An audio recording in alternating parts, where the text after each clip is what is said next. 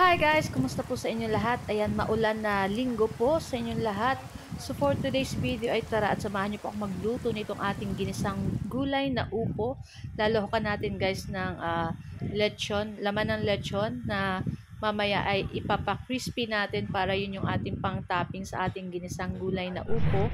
At syempre, bibili rin tayo guys ng pang-partner natin sa ginisang gulay na upo. Ito yung ating fried chicken na nabili ko dito sa Crispy King. Naku guys, napakasarap ng chicken nila. Napaka-crispy at malaki yung mga hiwa ng kanilang mga manok. So sa halagang 40 pesos, meron ka ng isang pirasong malaking ganitong fried chicken na napakasarap at napakalutong. So ayan na nga yung ating ginisang gulay na upo dyan. So tara na guys at samahan nyo pa ako magluto. So ayan na yung ating lechon dyan guys. So hinimay-himay ko lang yan at papakrispihin lang natin itong ating lechon. At pagkatapos sa same na kawali dyan ako magigisa ng ating bawang at sibuyas. Ayan, halu-haluin lang natin at pag nangamoy na yung aroma ng ating mga bawang at sibuyas, ilagay na rin natin dyan yung ating 2 pirasong kamatis na thick slice lang ng ganito. So yun nga, halu-haluin din lang natin. Ayan, medyo magulo po yung aking video dahil hawak ko lang at hindi ko ginamit yung aking stand ng aking pang video. So ayan na nga, after nyan guys, so hindi ko na video yung paglagay ng ating gulay na upo.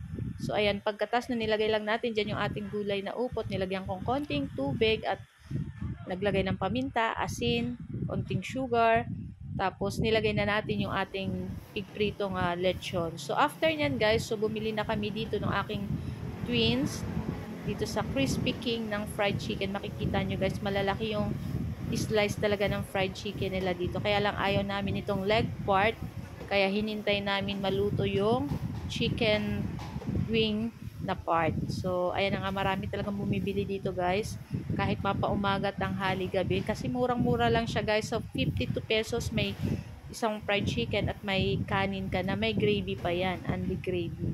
So yun yung gravy, makikita mo andyan yung kanilang hugasan. So talagang malinis naman. So ayan yung atsara.